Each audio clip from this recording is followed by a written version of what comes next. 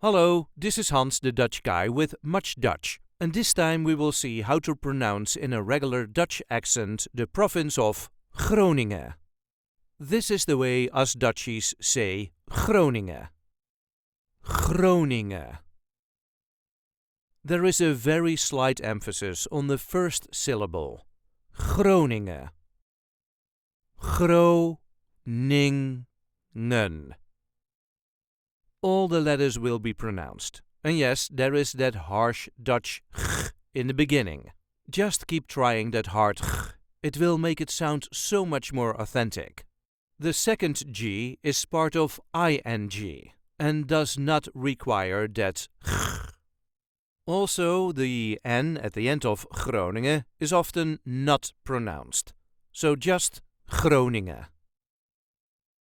I live in the province of Groningen. I hope this video was helpful. You can help us by liking it and by subscribing to our channel. And we have plenty of other content here, so be sure to check that out too. Tot ziens!